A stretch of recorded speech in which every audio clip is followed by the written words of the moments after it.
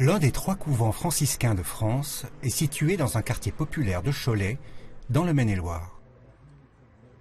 À la fin du XIXe siècle, un couvent de carmélites dédié au Sacré-Cœur de Jésus avait été construit sur le lieu des sanglantes batailles et des massacres que les colonnes infernales de la Révolution française avaient fait subir aux rebelles royalistes vendéens.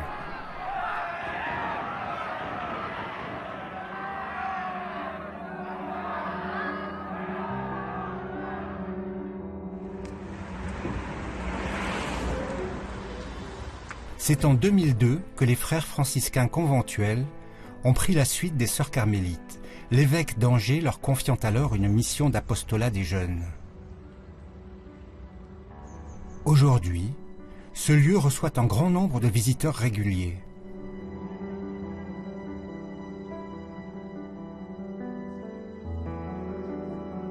Au centre de ce couvent, il y a la chapelle, bien sûr, mais aussi et surtout un oratoire où est exposé dans un singulier ostensoir le Saint-Sacrement, l'hostie consacrée à la messe, par quoi se manifeste aux fidèles la présence réelle du Christ. Ce lieu de la présence est le cœur palpitant du couvent. Ce lieu est très particulier. Quand on regarde un peu l'histoire de ce couvent, si je comprends bien, quand même c'était le couvent les Carmels de France qui était choisi pour préparer les sœurs carmélites qui partaient dans le monde entier pour préparer les sœurs missionnaires. Et les carmélites nous ont tout de suite adoptés. Je crois que ce qui les a beaucoup décidés, c'était le fait que nous avions déjà à l'époque marqué 3 piliers de notre vie, dans l'ordre: la prière, la fraternité et la mission. Et que nous ayons choisi ce premier pilier de la prière, et que pour nous c'était vraiment le fondement et le fondement de la mission, ça je pense que ça a été assez percutant pour elle. Et un moment marquant par exemple, ça a été ce moment où nous étions en repas ensemble. La prieure relève la tête et dit: bien entendu, le Carmel, on vous le donne. Elles sont parties avec leur petite valise, quelques affaires dedans, mais elles ont vraiment tout laissé. Et ça, je crois que c'est aussi un bel exemple en fait de liberté intérieure, de dépouillement. Et le fait qu'il ait été reçu en don nous oblige aussi dans cette gratuité de l'accueil finalement.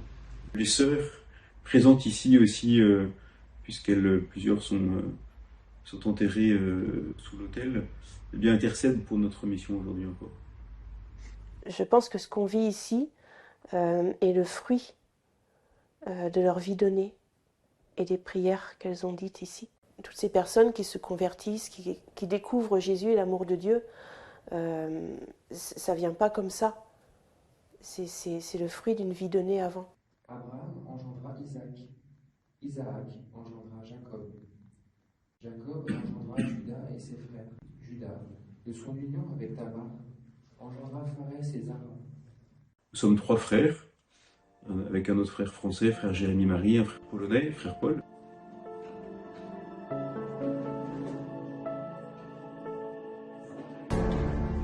Ce qui est très beau ici, c'est que on voit toutes les générations. Il y a des tout petits, il y a des très anciens, et chacun trouve sa place. C'est l'Église en fait. À partir de 2012, les frères commencèrent à recevoir 9 mois par an de jeunes hommes pour une année Saint-François inscrite dans le cadre de l'année pour Dieu.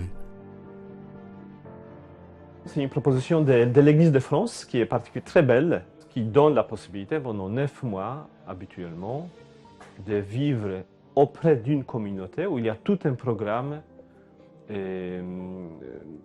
voilà, une proposition théologique d'enseignement, la fraternité, l'évangélisation, donc voilà, qui insère les jeunes dans la vie de l'Église, bon, dans la vie de la communauté, mais du coup dans la vie de l'Église. Et puis il existe également voilà, l'année Sainte-Claire qui permet aussi pour des jeunes filles de vivre cette expérience à une échelle plus petite, accompagnée par un petit bourgeon de vie franciscaine féminine, et qui veut proposer aussi cette même idée en fait d'une sorte de noviciat pour la vie.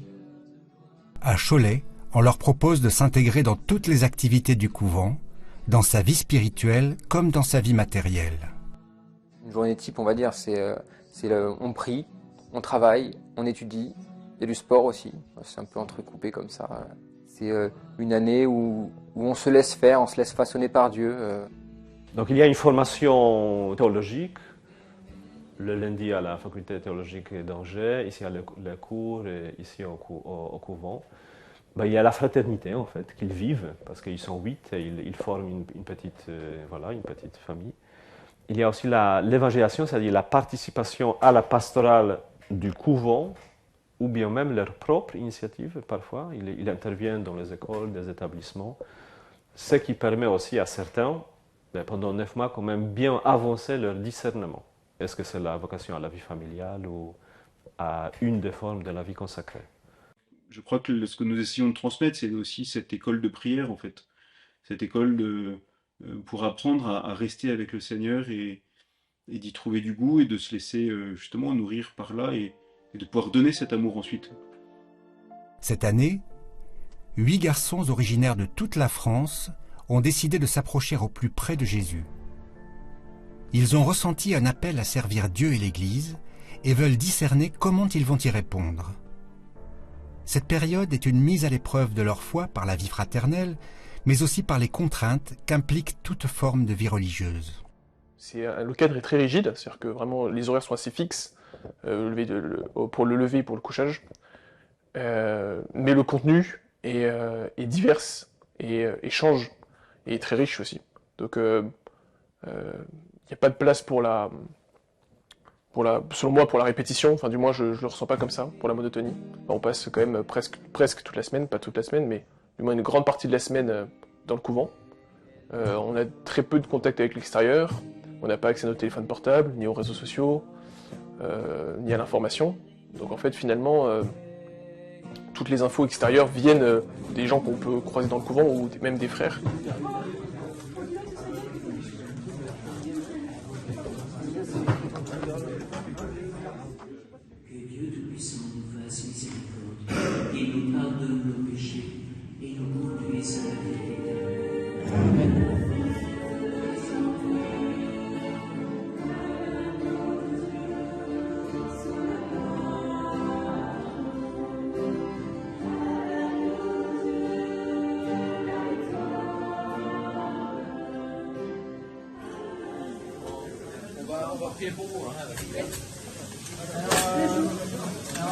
C'est rare. C'est bien porté.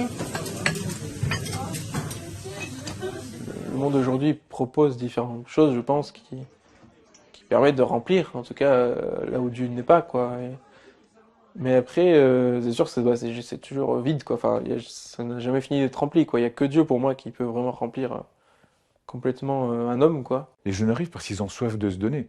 Les jeunes, ils meurent d'ennui ou ils meurent physiquement de drogue, de suicide, d'alcool, de bêtises. Ils meurent spirituellement à cause de la pornographie, des idéologies stupides qui arrivent aujourd'hui. Lorsqu'au contraire, ils comprennent qu'ils peuvent apporter du bonheur, du sens à ceux qui sont autour d'eux, eh bien, ça les réveille, ça la fait sortir de leur canapé, comme dit le pape François, ça en fait des disciples missionnaires. Pendant leur séjour, les jeunes de l'année Saint-François rencontrent d'autres jeunes, garçons et filles, âgés de 13 à 30 ans, membres des groupes Sainte-Élisabeth et Saint-Antoine, jeunesse franciscaine, pour qui le couvent est un camp de base pour l'action et la prière. Ce compagnonnage fait aussi partie de leur formation.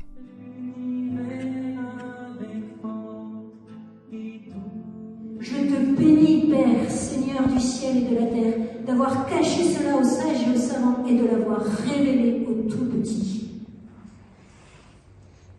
Alors, c'est un régal d'entendre Jésus, pas simplement parler de son Père, mais parler à son Père.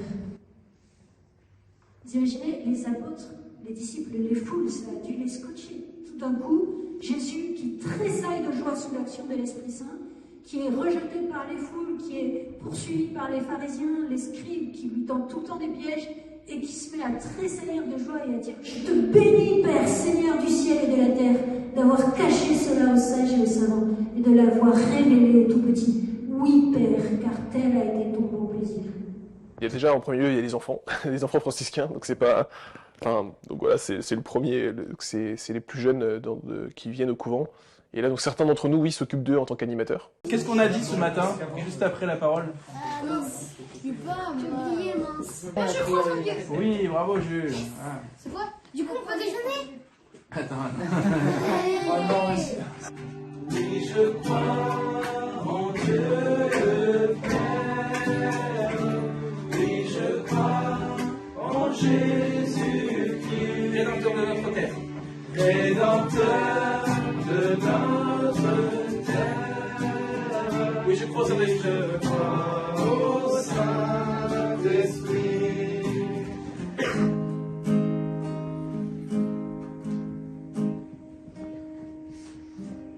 Comment vas-tu? Ah, ça va. Je me demandais ce matin, qu'est-ce qui a poussé Saint François à embrasser une telle pauvreté et à mettre un habit si rugueux. C'est ainsi, frère Mathéo, qu'à l'écoute de l'Évangile. Et il lui a parlé, à lui personnellement, l'Évangile? Il a parlé à Saint François? Oui, il lui a parlé. Oui, vas-y. C'est à quel âge il est parti Peut-être nous. Allez, tout le monde revient, tout le monde revient. Bah, du coup, tout le monde revient, oui. Allez.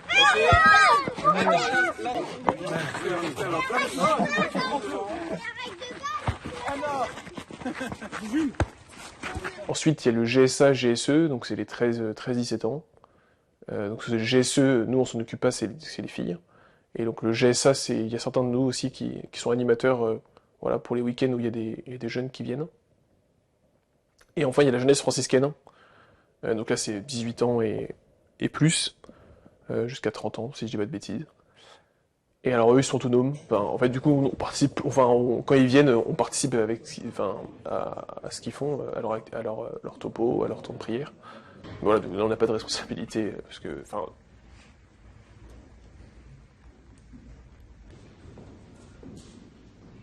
Depuis plus de 10 ans a été mise en place l'adoration perpétuelle, jour et nuit, du Saint-Sacrement. Toutes les nuits de la semaine, chacun des jeunes de l'année Saint-François prend son tour pour 1 heure ou 2 dans cette prière silencieuse. Très prosaïquement, l'organisation de près de 200 participants est un tour de force. J'avais jamais vu ça ailleurs. H24, adoration comme ça. Enfin, moi, j'ai trouvé ça hyper surprenant déjà. Et de voir des gens engagés en fait pour ça, je trouve déjà que c'était un fruit en fait déjà de ça, de voir qu'ils arrivaient à trouver des gens pour faire toutes les horaires quoi. Et ça, j'ai trouvé ça incroyable. C'est des heures passées. Vraiment, ça vaut la peine. Vraiment, je vous assure. Le Seigneur, il vous rend au centuple le temps que vous donnez à lui. Il est là. Il est vraiment là. C'est pas une abstraction quoi. C'est pas une idée ou un concept. C'est Jésus présent au milieu de nous, dans son vrai corps devant nous quoi. Il est là. Et il nous fait l'honneur de cette présence sous l'apparence d'un tout petit bout de pain quoi. Ah non, c'est sûr qu'il se passe quelque chose. C'est sûr qu'il se passe quelque chose parce qu'il y a toujours du monde qui prie. En fait, on les voit, les grâces qui sortent de ça. Le couvent, on a l'impression qu'il est vraiment gardé par le bon Dieu ou par tous les saints anges. Et s'il n'y avait pas la prière continuelle, ça ne marcherait pas. Bah oui, il y a une grâce qui vraiment vient de cette adoration perpétuelle. Je le sens pas directement en tout cas, que ça vient de là, même si je le crois. Pour quelqu'un qui se pose la question, bah, je lui dirais un peu ça, pour moi aussi c'est difficile. Il y a peut-être des choses un peu plus palpables à aller chercher d'abord. La joie, la fraternité. Moi j'étais très touché parce qu'il y a un jeune qui est venu il n'y a pas longtemps qui nous a dit mais Christ a dit c'est à l'amour que vous porterez les uns pour les autres que l'on vous reconnaîtra. Et il a dit j'ai vraiment vu ça ici. Cette adoration n'est pas au service du couvent et au service du monde. Et donc c'est une prière pour le monde qui se vit. Bien sûr on en reçoit les fruits, on en reçoit des fruits, mais c'est une ouverture de cœur large qu'il faut avoir. Et ce n'est pas juste au service d'eux. ou de notes pastorales, des frères, du couvent.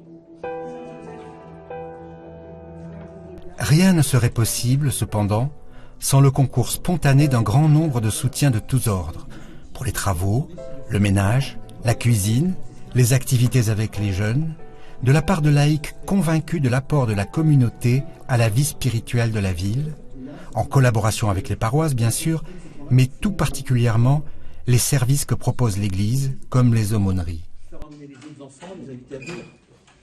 On peut simplement nous avoir le mot qu'au moment de l'offertoire, à la fin de la PU. C'est fastidieux, c'est d'ailleurs pour ça que l'ASF l'année dernière m'avait donné l'idée de décider au bilan avant qui fait quoi et tout ça, parce que ça amène un peu côté. Le mieux c'est que le samedi tu nous renvoies un mail en disant voilà ce qu'il y aura pour l'offertoire, et hop, comme ça nous fait une piqûre de rappel. Et je vous conseille de manger de la bonne soupe, déjà vous aurez bien chaud. Et bio. Tout est bio. Nous avons trouvé ici une communauté magnifique, quelques dizaines de magnifiques personnes bien engagées dans la foi. Ensuite, en refondant notre vie de prière, nous avons pu petit à petit faire venir des jeunes, les agréger. Je répète aussi, grâce vraiment aux gens d'ici qui ont été extrêmement généreux dans la prière et qui ont été très généreux dans l'apport financier aussi, dans le soutien tous azimuts. Il y a eu vraiment une symbiose, une mission commune. Donc on dirait que tout n'est pas centré uniquement, on pourrait dire, sur le prêtre, ou mais que c'est comme une grande famille où chacun a sa place, son rôle, et est invité à prendre ses responsabilités. Est-ce que c'est suffisant si je vous dis mardi soir? Mardi prochain, j'aimerais mieux lundi, parce que c'est mardi je vais faire mes courses.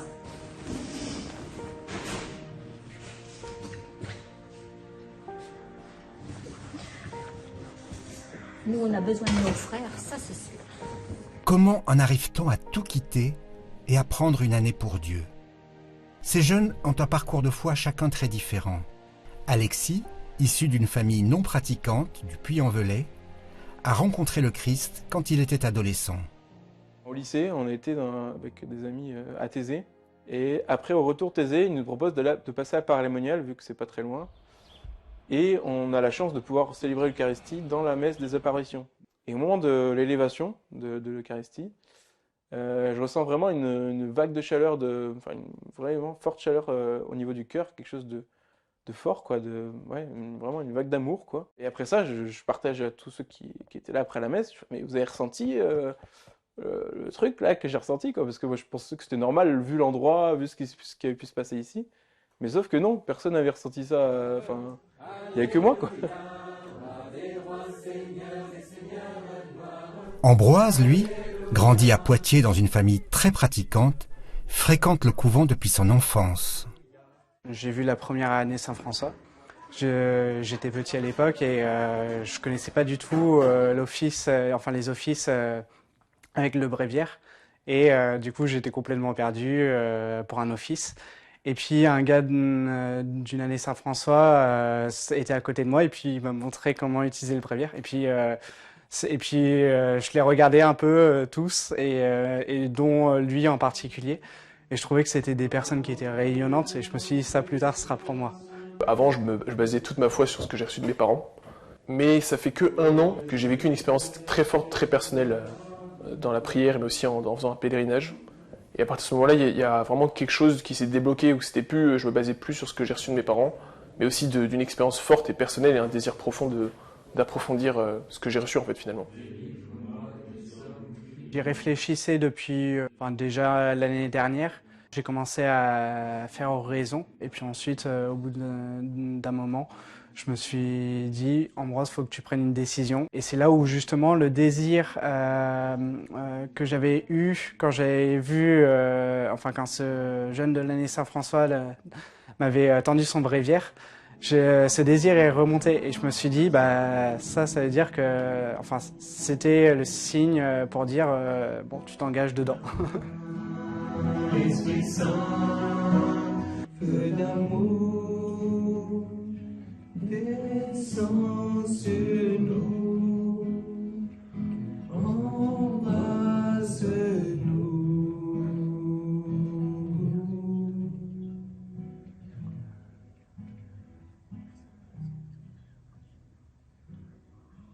fait ma première communion à l'âge de 7 ans. En fait, mon père me laisse prier devant une image de Saint Maximilien Kolbe. Et je pense que, je dirais que là, c'est vraiment pour moi le moment de l'appel, quoi. Dans mon cœur de petit gars de 7 ans, je veux être un homme comme ça, quoi. Et puis quelques minutes après, je recevais Jésus pour la première fois.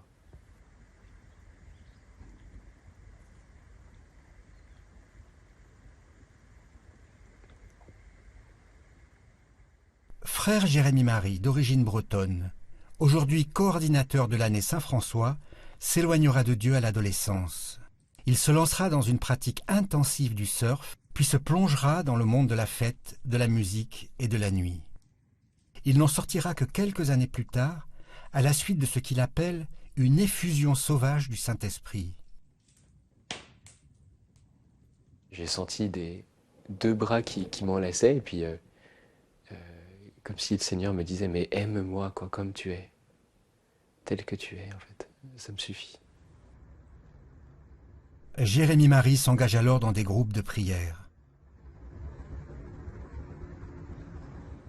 Et puis on est venus ensemble avec les jeunes du groupe, ici même à Cholet, la fête de Christ Roi en 2010. Il y avait une veillée de louanges, et pendant la veillée, juste à la fin, je vais voir le prédicateur. Puis il me regarde, il me fait « Je prie pour ta vocation ». Il m'emmène au couvent, on monte les escaliers, et puis je vois le portrait de Kolbe. Et là, c'était... voilà, la boucle était bouclée, quoi. Il y a quelque chose qui était dit, quoi. Je fais « Ok, je suis à la maison ». Et j'ai dit au Seigneur « T'as gagné ». Frère Jérémie Marie fera ainsi partie de la première année Saint-François du couvent.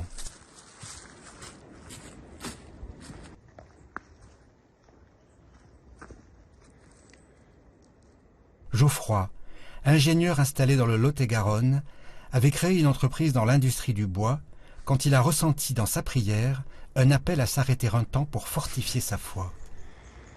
Il y a un moineau, un merle, et puis ce que j'essaie ici d'apprendre au couvent, c'est approfondir ma relation avec Dieu forcément, mais réussir à être confiant dans ma vie de chrétien et être profondément ancré avec le Christ et ne plus avoir peur de rien, quoi. Ne plus avoir peur des péripéties de la vie, d'avoir une telle force que même la mort ne peut pas prendre notre joie, quoi. Béni sois-tu, Seigneur Jésus, pour cette journée que tu nous donnes de vivre avec toi et pour toi. Viens visiter toutes les personnes qui ne te connaissent pas, tous ceux qui sont encore dans les ténèbres, viens les illuminer de ton amour, de ta lumière. Raphaël Marie ignorait absolument tout de Dieu et de Jésus-Christ. Il menait une vie amoureuse désordonnée et multipliait les addictions aux drogues et aux écrans. À un moment donné, j'ai pris conscience en fait du mal que j'avais pu faire à mon ex-compagne, de par mes paroles, mon comportement, le mode de vie que je menais. Et là, je me suis mis à pleurer. Je comprenais pas trop ce qui m'arrivait, je pleurais. Je me suis dit, bon, je vais aller prendre une douche. L'eau chaude, ça va me faire du bien, ça va me calmer un peu. Et en fait, c'est à ce moment-là où je me suis tourné vers Dieu. J'étais sous la douche, et là, j'ai levé les yeux au ciel, et je me suis mis à pleurer. Là, j'ai crié, en fait. J'ai dit, s'il y a un Dieu, s'il y a quelqu'un au ciel, viens m'aider. Là, j'arrête de pleurer, et en fait, naît dans mon cœur une soif de chercher, de lire, de m'instruire. J'ai eu des changements aussi, j'ai commencé à aimer les autres. Moi, j'étais très dans le jugement des autres. Quelqu'un qui était noir, arabe, gros, maigre. En fait, je jugeais les gens, j'arrivais pas à les aimer, clairement. Et là, tout a changé. En une fraction de seconde, mon regard a changé, en fait. Et à ce moment-là, je suis tombé sur une image de la Vierge Marie. C'était Notre-Dame de Medjugorje. Et en fait, à ce moment-là, ça a transformé ma vie. Là, le ciel m'est tombé dessus, si je peux dire ça comme ça.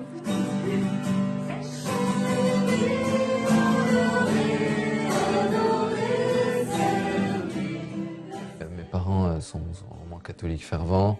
Mes frères et sœurs sont catholiques. Bon, chacun fait son chemin, mais j'ai vraiment grandi dans le milieu de la foi. J'ai eu cette grâce de la foi. À partir d'un certain âge, il y a tout qui se remet en cause, y compris en fait l'existence de Dieu, le rapport avec Dieu. On se demande où est Dieu, qui on est par rapport à Dieu, pourquoi on est là, pourquoi on est créé. En fait, des questions existentielles qui, bon, dans le monde, on a un peu peur de se les poser, mais vu que j'étais catholique, ben, j'ai eu moins peur de me les poser.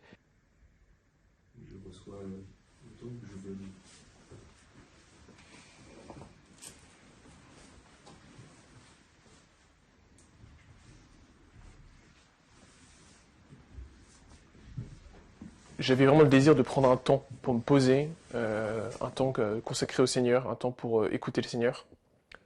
Donc en fait, j'avais cette volonté derrière, et je savais qu'il fallait que je le fasse. Donc en fait, je me suis pas tant posé de questions que ça, et très rapidement, ce que j'entendais dans mon cœur a été confirmé, très vite, avec le mode de vie qu'il y avait ici, les gens avec qui je vivais. Du coup, ouais, ça c'est ici, j'avais les mecs en... Vous reconnaissez tu reposes encore plus, donc c'est pas beau. C'est vrai.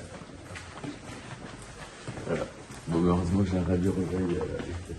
Ouais, ça a plutôt été beau, même comme rencontre, de voir des gars qui ont été percutés par le Seigneur à un moment ou un autre de leur vie et qui arrivent avec leurs histoires. On est tous différents, il n'y a pas une personne pareille.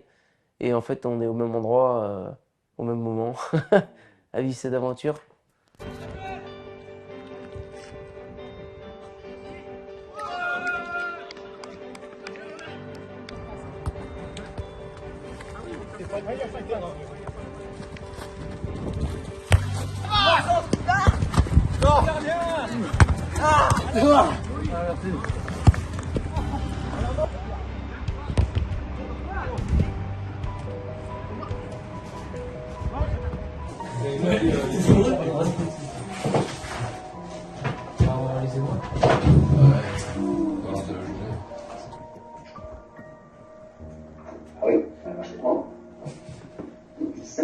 Aussi, en entrant dans le monde, le Christ dit, et le pape de Brevet,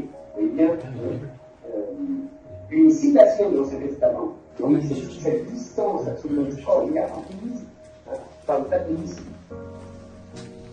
Et bien là, c'est évidemment la foi en Jésus, la réception de la foi chrétienne. Voici l'assurance que nous avons auprès de Dieu. Si nous faisons une demande selon sa volonté, il nous écoute. Et, puisque nous savons qu'il nous écoute en toutes nos demandes, nous savons aussi que nous obtenons ce que nous lui avons demandé.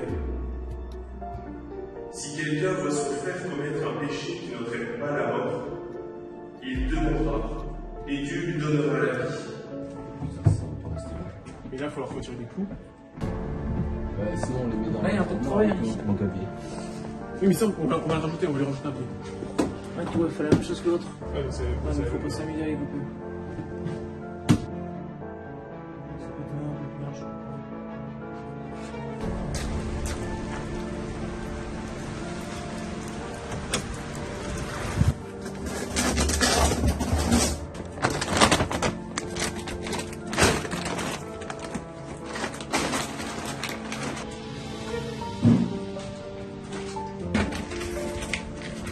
Partout.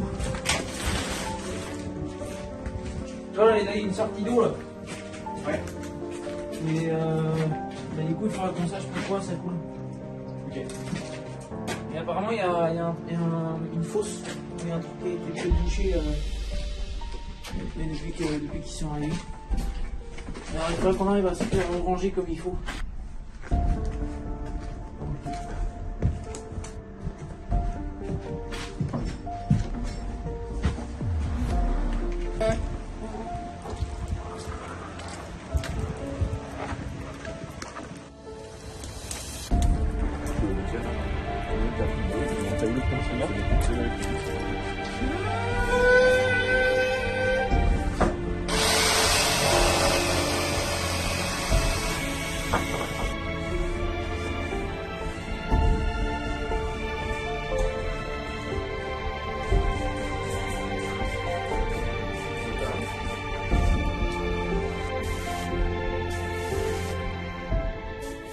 Vu que l'atmosphère et la vie communautaire qu'on vit tire vers le haut, vraiment, enfin, il y a une atmosphère de bienveillance et aussi une joie, très clairement. En fait, Même si des moments difficiles, enfin des moments difficiles qu'on peut vivre intérieurement, ou par des choses extérieures aussi qui peuvent nous toucher. En fait, le cadre et la vie ensemble permet de surmonter en fait. Le Seigneur est justice et pitié. Notre Dieu est tendresse. Le Seigneur est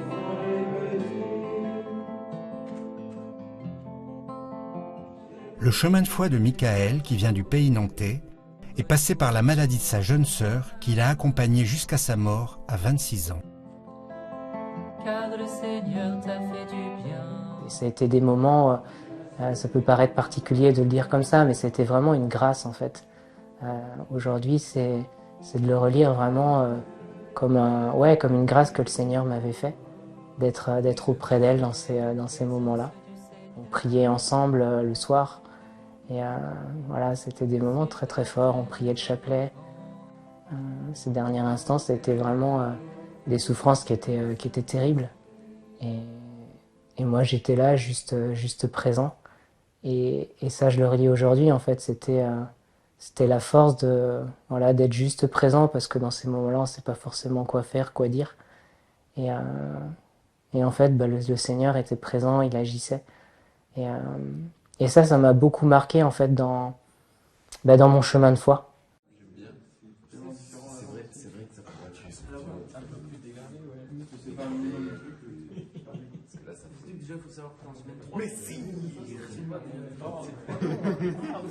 Pour moi, j'étais mort en fait. Et je sentais que je revenais à la vie. Plus je m'approchais, du coup par les mains de la Vierge Marie, plus je m'approchais de Dieu par elle, plus je me sentais revivre. En fait, j'ai tout quitté. Le travail, enfin j'ai absolument tout quitté, tout lâché, pour me tourner vers le Seigneur. Et puis est venu un jour où j'ai franchi le pas. J'ai dit ok, je vais aller voir le prêtre. Je demande le baptême.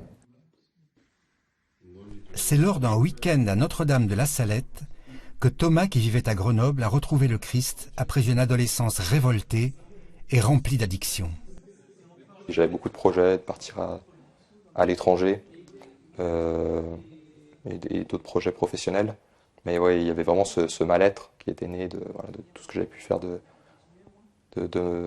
mal pendant cette période d'errance, de ces addictions. Et c'est dans cette détresse que le Seigneur est venu me chercher par la Vierge Marie qui m'a guidé au sanctuaire de Notre-Dame de la Salette, où là j'ai vraiment goûté avec puissance à la miséricorde de Dieu à travers le sacrement de réconciliation. Je me suis vraiment senti envahi d'amour par le Seigneur et à quel point il m'aimait, il me pardonnait, que tout ce que j'avais pu faire. Très rapidement, j'ai senti qu'il y avait ce besoin de prendre une pause en fait professionnelle. Le Seigneur est justice et pitié. Notre Dieu est tendresse. La première des choses que reçoivent les participants est un enseignement sur la prière, dont le côté technique échappe parfois à certains. Retrouve ton repos, mon âme. Donc ici, quand même c'est un centre spirituel, donc on apprend les gens aussi à prier. Donc moi personnellement, je donne les retraites d'initiation aux exercices de Saint Ignace, pendant lesquels aussi, par exemple, on apprend l'oraison selon la méthode qui est proposée par Saint Ignace. Donc même les retraitants, au début, on passe la première journée à apprendre la technique, et les gens en sont très bien conscients. Mais déjà deuxième jour, ils commencent à appliquer la méthode et ils sont même pas surpris, parfois ils sont stupéfaits des fruits qu'en fait cette méthode appliquée donne.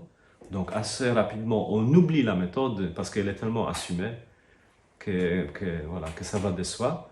Et en fait, la personne se plonge dans la prière. La prière a changé ici, oui. Oui. Il y a eu une proximité beaucoup plus forte, beaucoup plus intense avec Dieu qui s'est faite. Et ça a quand même beaucoup bousculé mes habitudes. En gros, tous les matins, on a 3 quarts d'heure d'oraison. du coup en silence avec la parole de Dieu, voilà, du jour, l'évangile du jour. Et après on a les laudes et après la messe. Et on a l'impression que la messe couronne en fait notre prière et vient nous apporter le Christ qu'on a essayé de contempler, qu'on a pu goûter avec la parole qu'il nous donne, avec ce qui nous touche le plus, avec ces mots qui nous bouleversent. Et on arrive à la fin, à la messe qui est le Christ qui habite en nous, et après on part pour la journée avec ça. C'est incroyable. En fait, j'ai même une hâte d'aller aux offices parce que c'est quelque chose qui nous cadre dans la prière. Et en fait, on est entre guillemets obligé d'y être. Mais en même temps, je trouve que c'est rassurant parce que du coup, ça nous met dans un cas de prière où Dieu peut vraiment s'exprimer en fait. Il peut vraiment nous parler à travers une petite émotion, à travers un mot, et en fait, il nous parle continuellement, Dieu, dans ses offices. Et je trouve que ça, avant, c'est vraiment une grâce que j'ai reçue ici, parce qu'avant, je ne priais jamais les offices, à part quelques fois. Mais... Et puis d'entendre aussi parler d'autres personnes, de les voir prier, et voilà, ils parlent à quelqu'un, quoi. On parle pas à quelque chose d'abstrait, on n'est pas à réciter quelque chose, non, on parle vraiment à quelqu'un, on lui demande des choses.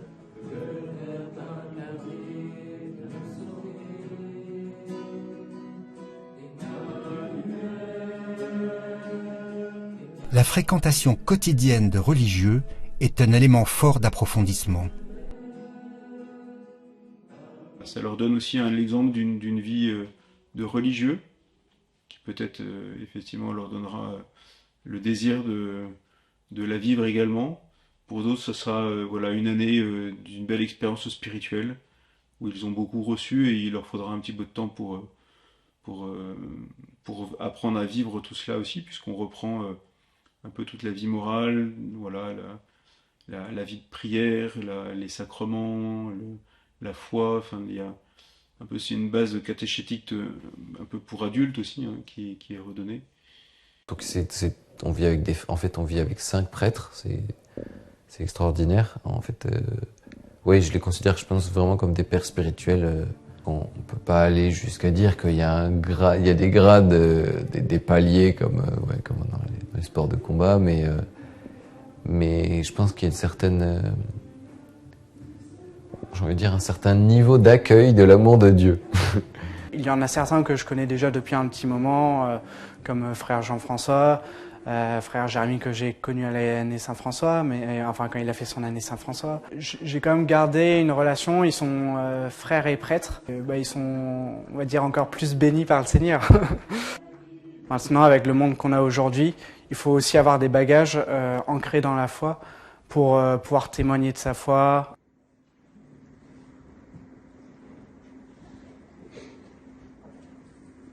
Les frères assurent aussi des formations sur les questions de morale chrétienne. Aujourd'hui, on réfléchit sur le film « Tu ne tueras point » qui traite de l'objection de conscience. Donc peut-être la première chose, le film que vous avez vu. Voilà. C'est bouleversant, ça. En fait, ça... Je savais que la guerre c'était horrible, mais en fait là, j'ai un peu plus vu de l'intérieur ce que c'était. Ouais. Et encore là, on n'a que les images, c'est un peu romancé, tout ça. Ouais. Le son, on se rend pas compte, quoi. On se rend pas compte. Et ça m'a permis de me rendre compte de ce qui se passait aussi sur le front de Russie-Ukraine. Ce qui m'a surtout beaucoup touché dans ce film, c'est la scène, ce que disait ce matin avec Mika, la scène où il y a son pote qui meurt dans ses bras, il a voulu sauver et puis en fait il meurt. Ouais. Et il demande mais qu'est-ce que tu veux de moi, Seigneur, en pleurs quoi. C'est le dernier en haut. Et là il y a un tanga qui crie à l'aide, puis il va l'aider quoi, puis il passe au milieu des bombes et en fait Dieu est là et Dieu le guide. Il a plus peur de rien et c'est ça qui est magnifique, c'est que pour moi à ce moment-là il a donné sa vie quoi. Il fait un don total, il préfère aider les autres et mourir quitte à prendre une bombe, il n'a rien à secouer. Que de descendre et puis de les laisser là-haut. Il s'est retrouvé face à des gars hyper haut gradés de l'armée, mais il continuait. La base était trop forte pour qu'il puisse changer. C'était si traumatisant. Ce qu'il a vécu. Ça lui a donné des convictions qui a fait. Ils prennent des leçons de chant, de théologie et de morale.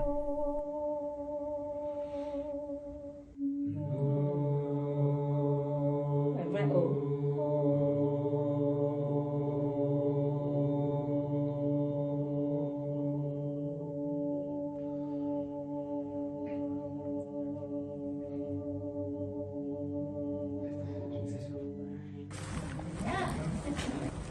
prends à deux mains vers la base, tu tires et puis ensuite tu secoues juste.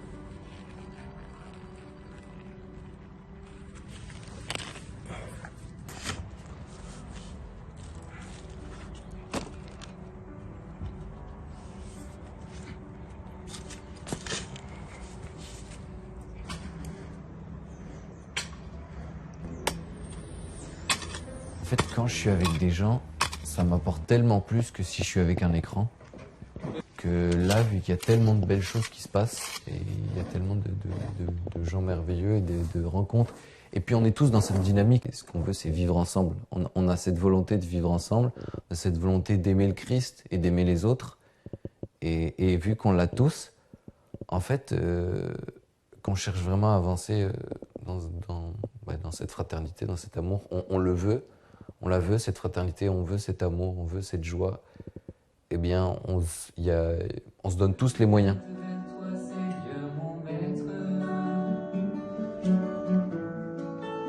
Tu es mon refuge, épargne ma vie. Garde-moi du filet qui m'est tendu. Des embûches m'ont laissé les malfaisants. Gloire au Père et au Fils et au Saint-Esprit. Pour les siècles et les siècles. Amen. Délivre-moi, Seigneur, que je rende grâce à ton nom.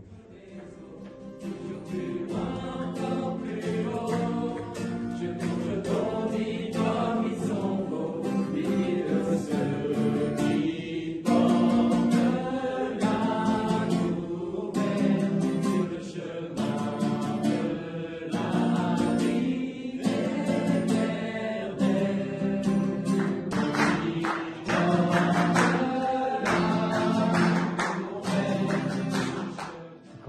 Quand tu regardes le vrai corps de Jésus, en fait, ça te fait quelque chose parce que tu vois son corps ressuscité, mystérieusement présent là dans ce petit bout de pain. Et en fait, tu te contemples toi-même parce qu'il est présent en toi. Et il y a quelque chose aussi de ton avenir aussi qui est là, de toi ressuscité, toi dans la gloire, toi dans le projet de Dieu.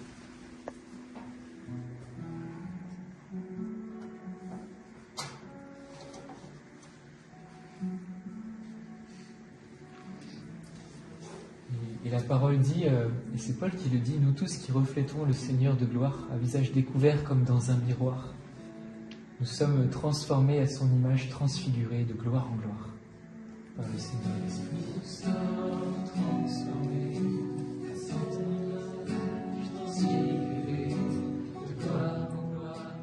À plusieurs reprises, ils feront des retraites, des pèlerinages, comme à Assise ou à Banneux.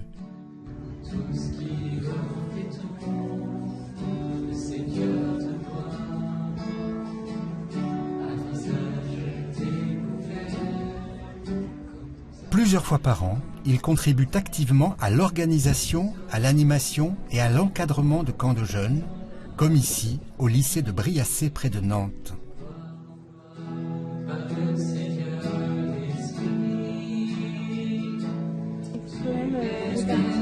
Est-ce qu'on pourrait pas faire son petit garçon par exemple? Tout particulièrement pour les bouches. Quel est le message qui vous est délivré quand Jésus ressuscite par rapport à la mort? La mort est vaincue. Quelle était la cause de la mort? Le péché. Si j'accueille la résurrection, je cherche du coup à détruire mon péché. Et tu as devant toi le Seigneur ressuscité.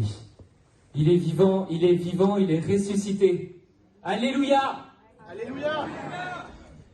Debout!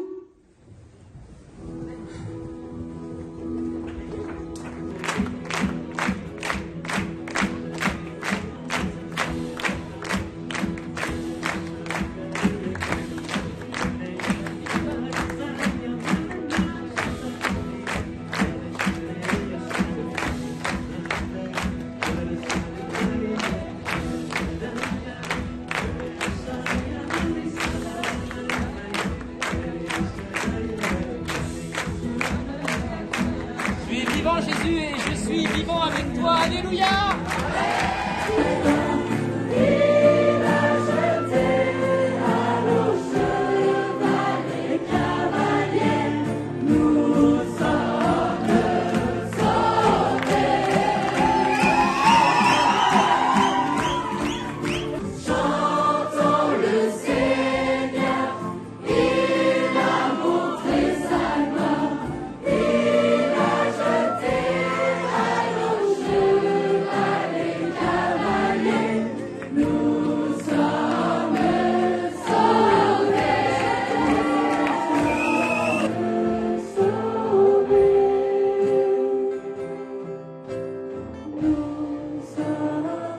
Un des frères un peu fondateurs ici disait mais l'évangélisation commence à genoux. L'évangélisation commence à genoux.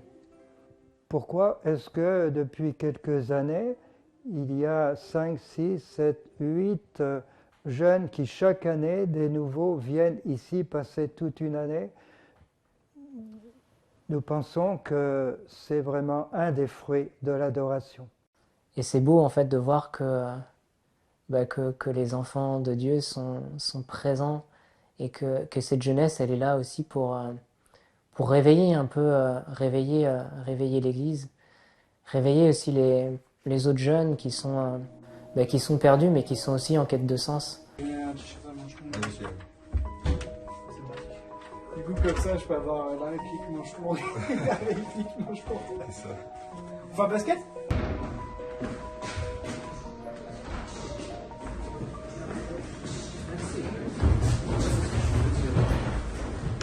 Salut Marie, pleine de grâce, le Seigneur est avec toi.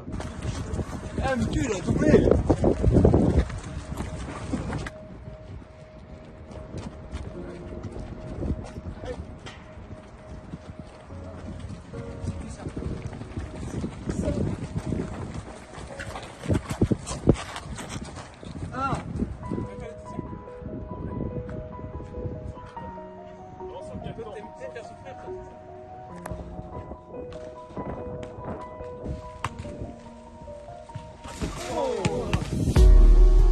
Ça, je vous avoue, le bilan de la fin d'année, c'est quelque chose de plus beau.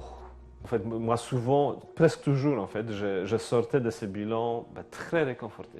Parce que c'était tellement encourageant pour les frères.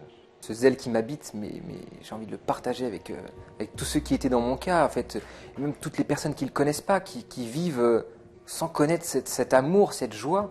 Enfin, moi, là, c'est le désir de le partager. Ah non, mais ça me rend triste, j'en pleure.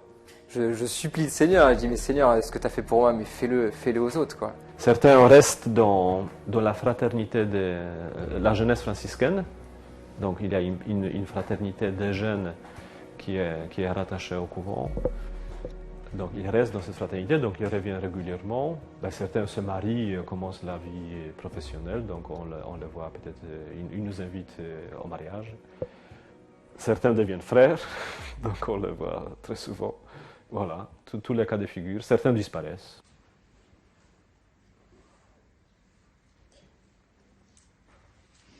On a connu des enfants, on les a connus à l'âge de 4 ans, on les a vus naître aussi. Aujourd'hui, 20 ans après, ce sont nos animateurs, nos directeurs de camp, nos techniciens, nos musiciens. Enfin, quand je dis nos, ce sont ceux du bon Dieu, ça veut dire ceux qui bossent avec nous, quoi. Et la joie, c'est ça, c'est de transmettre. Et voilà, et le bonheur, c'est ça pour nous, c'est de voir cette fécondité, de voir que Dieu passe à travers nos petitesses, nos faiblesses, nos limites, et qui s'en sert, qui sait s'en servir. Gloire à Dieu, gloire à Dieu.